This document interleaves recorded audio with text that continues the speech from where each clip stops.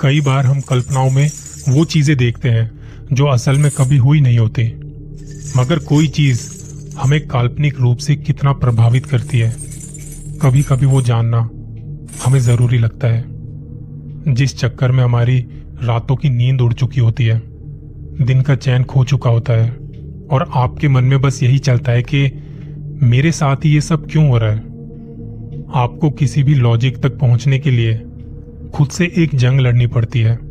आज एक ऐतिहासिक जगह के बारे में बात करते हैं, सेलुलर जेल। आपने इस जेल का जिक्र कभी ना कभी तो सुना होगा, और अगर नहीं सुना तो आज सुन लीजिए। आज की तारीख में ये जेल एक ऐतिहासिक धरोहर है। लोग यहां बहुत दूर दूर से आते हैं इसे देखने। इन्हीं में से एक था राहुल। राहुल पेशे से एक फोटोग्राफर है और वो किसी प्रोजेक्ट के चलते सेलुलर जेल गया था। इस जेल में हमारे देश की आजादी के दौरान क्या क्या हुआ था, क्या क्या हुआ होगा, हम शायद सोच भी नहीं सकते। राहुल ने वहां जाते के साथ ही एक गाइड अपने साथ में ले लिया ताकि उसे इस जेल को देखने में कोई दिक्कत ना हो। वो चाहता था कि उससे कोई भी इंफॉर्मेशन छूट ना जाए। गाइड के साथ अंदर जाने पर उसने सबसे पहले वो कमरा दिखाया जहां फांसी दी जाती थी। इस पूरी जेल में जो वहां का माहौल था, जो वहां का टेम्परेचर था, ये जगह उन सब में ठंडी थी, सबसे ठंडी जगह थी। राहुल ने वहां बहुत सारी फोटो खींची। जब फोटो खींच के वो वहां से निकलने ही वाला था कि इतने में पीछे से एक आवाज आई।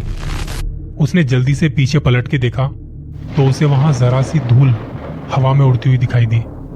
इसके बाद वो गाइड राहुल को ले गया टॉर्चर रूम, जहां उस जमाने के लोगों को और आज के टाइम पर किसी को भी समझाने के लिए वहां पुतले रखे गए थे। राहुल को इस कमरे में बहुत बदबू आ रही थी। उसने जल्दी जल्दी वहां कुछ फोटोज ली और गाइड से पूछा कि ये बदबू कैसी है। गाइड ने कहा कि पता नहीं सर, चलिए यहां से बाहर चलते हैं। जैसे ही उन्होंने कमरे के बाहर कदम रखा, राहुल को वो आवाज सुनाई दी जो उस गाइड को सुनाई नहीं दी थी। टॉर्चर रूम देखने के बाद गाइड ने उसे जेल का मैदान दिखाया। इतनी भयंकर गर्मी में ये बंजर मैदान किसी रेगिस्तानी मैदान से कम नहीं लग रहा था। और इसी सूखे हुए मैदान से राहुल को फिर से एक आवाज सुनाई दी, और इस बार ये आवाज गाइड ने भी सुनी। वो आवाज ऐसी थी मानो जैसे कई लोगों को बेड़ियों में जकड़ रखा हो और वो मैदान में काम कर रहे हो। और इस बार गाइड ने राहुल से कहा, जिन आवाजों को हमेशा के लिए इस जेल ने दबा दिया था, वो कभी ना कभी तो खुलकर सामने आएंगी ही ना। राहुल गाइड की तरफ देखता है। उसे कुछ समझ नहीं आया कि वो कहना क्या चाहता था। उसने पूछना चाहा, पर इतने में गाइड ने कहा कि चलिए आपको कैदियों के कमरे में लेके चलता हूं। ये कैदियों का कमरा एक काल कोठरी थी और वहां सिर्फ और सिर्फ अंधेरा ही अंधेरा था। हवा और सांस लेने के लिए छत पर एक छोटा सा छेद बनाया हुआ था जहां से हल्की हल्की रोशनी आ रही थी, और यहां भी सुनाई दे रही थी एक आवाज जैसे कोई दीवार को खुरच रहा हो। राहुल ने लाइट जला के यहाँ की फोटो खींची और एक आखिरी तस्वीर के रूप में उसने गाइड के साथ एक सेल्फी ली। वो वापस होटल में आ गया। उसने वहां नहा धो के खाना खा के वो सारी फोटोज मेमोरी कार्ड से लैपटॉप में ट्रांसफर करी। वहां उसने जो तस्वीरें खींची थी और यहाँ जो वो देख रहा था, वो अलग ही कहानी बयां कर रहे थे। हैंगिंग रूम में खींची हुई फोटो, हर एक फोटो में फांसी का फंदा। पिछली फोटो के मुकाबले फंदा ज्यादा नीचे दिखाई दे रहा था, और आखिरी फोटो में फांसी पर चढ़ाने के लिए जिस लीवर का इस्तेमाल होता है वो बाएं से दाएं तरफ था। अगली तस्वीरें थी टॉर्चर रूम की, जहां हर एक फोटो में टॉर्चर रूम में रखे हुए पुतलों के चेहरे और उनके एक्सप्रेशन बदल रहे थे। राहुल को अपनी ही खींची हुई तस्वीरों पर यकीन नहीं हो रहा था। उसने आगे देखना शुरू किया। अगली कुछ तस्वीरें थी उस मैदान की, जहां उस चिलचिलाती धूप में वो तस्वीरें वहां तो बेजान सी दिख रही थी, लेकिन यहाँ मैदान की उस जमीन पर काफी लोगों की परछाइयां दिख रही थी।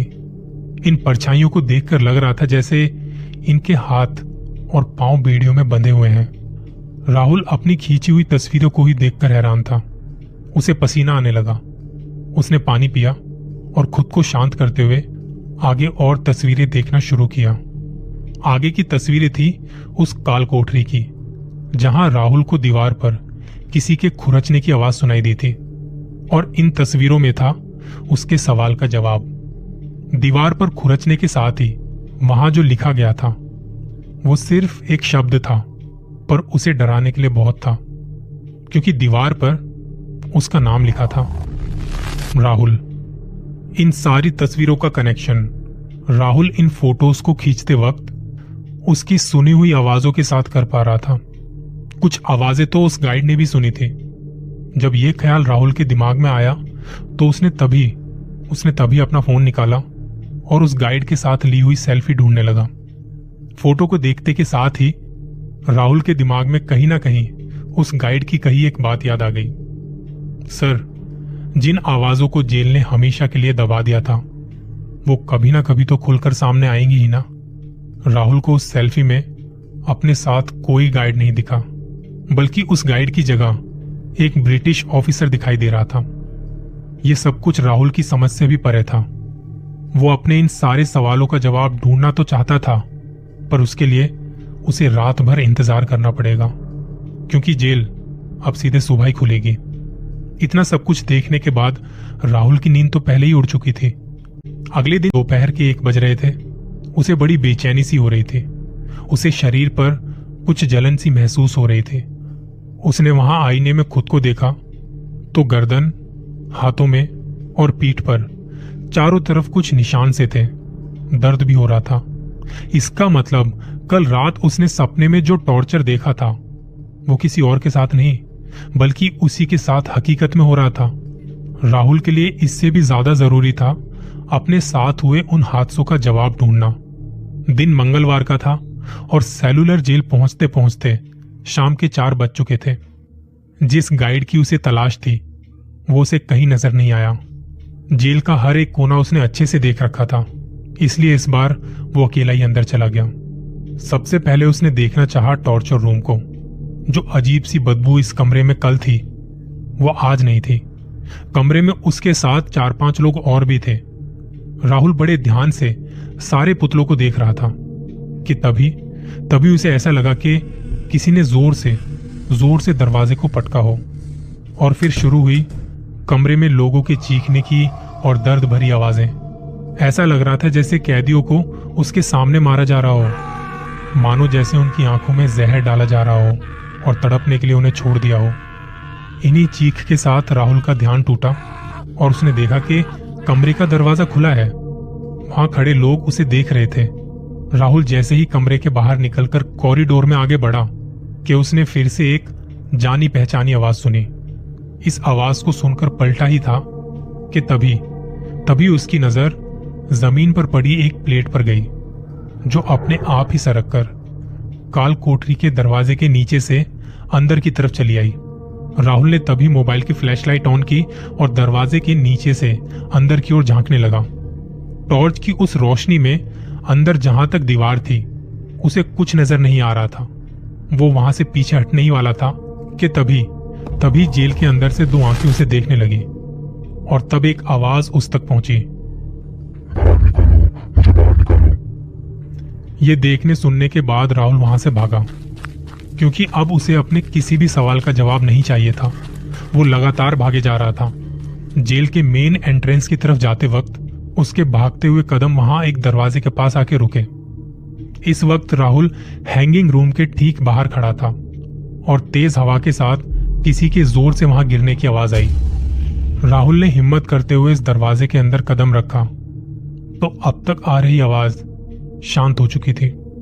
राहुल ने जैसे ही कमरे के बाहर कदम रखा वो आवाज फिर से शुरू हुई, और इस बार उसने कमरे के अंदर वापस से कदम रखा तो वो आवाज बहुत तेज हो चली थी, और इन्हीं आवाजों के साथ एक आवाज सुनाई दी।